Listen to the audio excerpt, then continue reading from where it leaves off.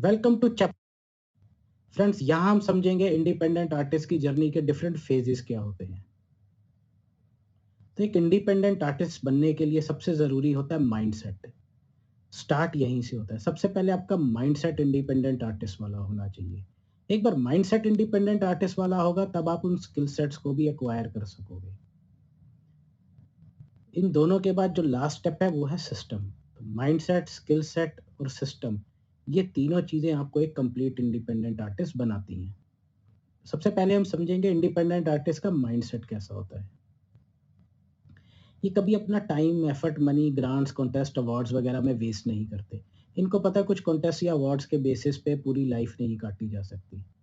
मैं ऐसे बहुत से आर्टिस्ट को जानता हूँ जिन्होंने बड़े बड़े नेशनल अवार्ड्स जीते हैं, बट वो उनकी फाइनेंशियल कंडीशन में कहीं रिफ्लेक्ट नहीं होता।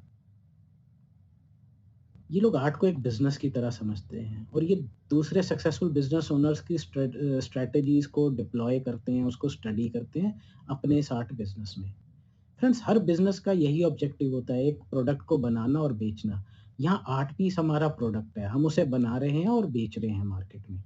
तो जो भी स्ट्रैटेजी एक सक्सेसफुल बिजनेसमैन अपने बिजनेस में डिप्लॉय करता है, वो हम भी अपने इस आर्ट बिजनेस में डिप्लॉय कर सकते हैं। ये लोग कैपेबल होते हैं रिवॉर्डिंग रिलेशनशिप्स बनाने में। ये बहुत सारे कलेक्टर्स के साथ इनके डायरेक्ट रिलेशनशिप्स होते हैं। एक या दो के ऊपर ये कभी डिपेंडेंट नहीं होते। अगर एक या दो कलेक्टर छोड़ के भी चले जाएँ तो इनके बिज़नेस पे कोई फ़र्क नहीं पड़ता। ये लाइफ़ इसलिए अपनी टर्म्स पे जीते हैं क्योंकि ये किसी पे डिपेंडेंट नहीं होते, इनका अपना नेटवर्क होता है। ये इंडिपेंडेंट आर्टिस्ट का माइंडसेट होना इम्पोर्टेंट क्यों है? आज की डेट में एक इंडिपेंडेंट आर्टिस्ट बनना ज़रूरी क्यों है? ये मैं आपको एक एग्ज़ाम्पल से समझाता हूँ। अभी रिसेंटली मैं इंटरनेट पे मैंने एक स्टडी पढ़ी थी कि इंडिया में ऑलमोस्ट 15,000 आर्टिस्ट हर साल आर्ट स्कूल से निकल के आ रहे हैं। उसके अलावा कुछ सेल्फ टॉट आर्टिस्ट भी आते हैं।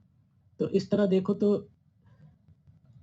Her at a particular time, मतलब वो जो काउंट है वो लाखों में है जो आर्टिस्ट इस मार्केट में अपना नाम बनाने की कोशिश कर रहे हैं। इंडिया में अगर आप गैलरीज देखो तो आई थिंक कुछ हंड्रेड हंड्रेड का काउंट भी बड़ा है, उससे कम ही होंगी। जो बड़ी और फेमस गैलरीज हैं वो 100 से कम है और लाखों लोग compete कर रहे हैं कि उनको उन गैलरीज का रिप्रेजेंटेशन मिल जाए। तो आप सोच सकते हो कितना टफ कंपटीशन है। यही रीजन है कि दुनिया में सिर्फ 9% आर्टिस्ट ही फाइनेंशियली स्टेबल हैं, क्योंकि वो अपने को बदलना नहीं चाह रहे। सभी उस होड़ में लगे हैं कि हमें फेमस गैलरीज का रिप्रेजेंटेशन मिल जाए। अगर मिल भी गया लकीली तो उसके अपने ड्रॉबैक्स हैं, क्योंकि फिर आप क्या होता है, आप पर्टिकुलर गैलरी ओनर या कुछ सेट ऑफ कलेक्टर्स के ऊपर ही डिपेंडेंट होते हो। उसकी वजह से आपको कभी अपनी आर्ट का फेयर प्राइस नहीं मिलता, क्योंकि वो लोग जो टर्म्स और कंडीशन सेट करेंगे आपको माननी पड़ेंगी, क्योंकि आपकी कंप्लीट डिपेंडेंसी है। इनफैक्ट आपकी आर्ट की प्राइस का मोर देन 50% तो गैलरीज ले जाती हैं। तो आर्टिस्ट के हिस्से में बहुत कम ही पैसा आता है। और एक बार उस गैलरी ने आपको डिसोन कर दिया तो आपके पास कोई बैकअप प्लान नहीं है।